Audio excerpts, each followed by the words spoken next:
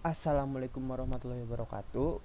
Kami, Raka dan Alam, akan menjelaskan tentang Smart System Irrigation. Apa itu sistem irigasi? Sistem irigasi adalah suatu sistem jaringan dengan teknik dan metode yang dibuat untuk usaha penyediaan, pengaturan, dan penyaluran air ke suatu lahan pertanian, perkebunan, atau lahan budidaya lainnya.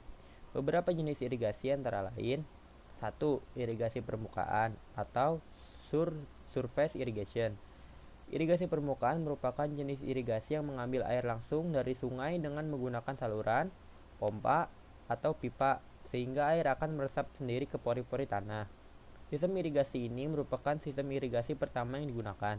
Sistem irigasi ini masih sangat konvensional. Di Indonesia masih bisa banyak dijumpai. 2. Irigasi bawah permukaan atau subsurface irrigation. Sistem irigasi ini merupakan mengairi tanaman melewati pipa yang sudah ditanam di zona perakaran, sehingga air bisa melaju menuju akar tanaman. 3. Irigasi pancaran atau sprinkle irrigation. Irigasi pancaran adalah irigasi yang menggunakan tekanan untuk menyalurkan air sehingga air yang keluar seperti tetesan hujan yang membasahi pertanian atau taman. Irigasi ini bisa digunakan pada tanaman-tanaman. Besar kecilnya pancaran diatur oleh mesin, baik manual atau otomatis. 4. Irigasi tetes atau drip irrigation. Sistem irigasi tetes, pipa yang dilubangi sehingga kecil sehingga air yang keluar dalam bentuk tetesan yang akan langsung menuju tanaman. Apa saja yang diperlukan? Itu node MCU. Menurut situs www.nodemcu.com, merupakan sebuah firmware interaktif berbasis LUA, ekspresi PSP8622, Wi-Fi SoC. Node MCU ESP8622 memiliki 4B flash, 11 pin GPIO, di mana 10 diantaranya dapat digunakan untuk PWM, 1 pin ADC, 2 pasang UART, Wi-Fi 2,4 GHz, serta mendukung WPA atau WPA2. Node MCU selain dapat diprogram menggunakan bahasa LUA, dapat juga diprogram menggunakan bahasa C menggunakan Arduino IDE. 2. Moisture sensor atau sensor kelembaban tanah. Sensor kelembaban tanah adalah jenis sensor kelembaban yang mampu mendeteksi intensitas air di dalam tanah atau moisture. Sensor ini sangat sederhana tetapi ideal untuk memantau tingkat air pada tanaman pekarangan. Sensor ini terdiri dari 2 probe untuk melewatkan arus melalui tanah, kemudian membaca resistennya untuk mendapatkan nilai tingkat kelembaban. Semakin banyak air membuat tanah lebih mudah menghantarkan listrik atau resistennya kecil, sedangkan tanah yang kering sangat sulit mengantarkan listrik atau resistennya besar. Oke, selanjutnya relay modul. Relay modul dapat digunakan sebagai switch untuk menjalankan berbagai peralatan elektronik, misalnya lampu listrik, motor listrik, dan berbagai peralatan elektronik lainnya. Nah, kendali on-off switch atau relay sepenuhnya ditentukan oleh nilai output sensor yang setelah diproses microcontroller akan menghasilkan perintah kepada relay untuk melakukan fungsi on atau off. Nah, selanjutnya ini ada solenoid.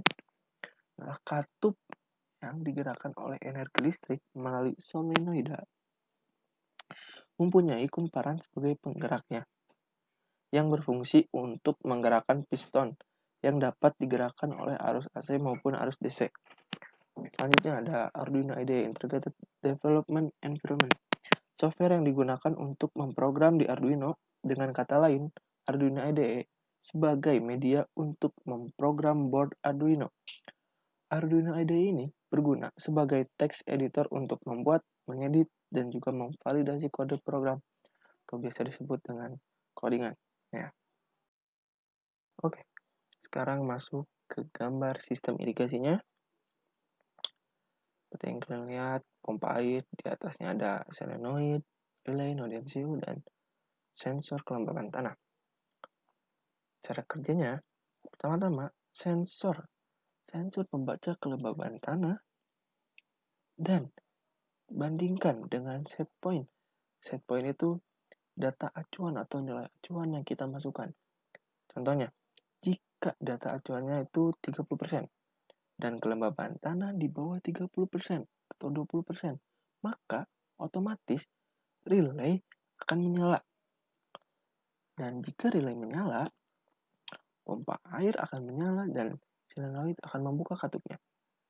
Dan air pun mengalir pipa dan mengalir di tanaman.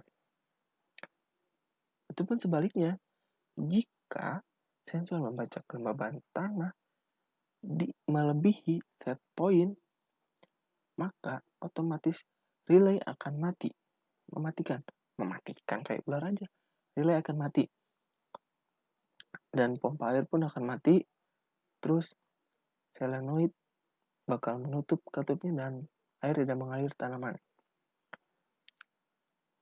Nah, ini seterusnya ada cara untuk mengakses. Jadi pertama-tama kita MCU-nya itu dikonekkan kepada WiFi router.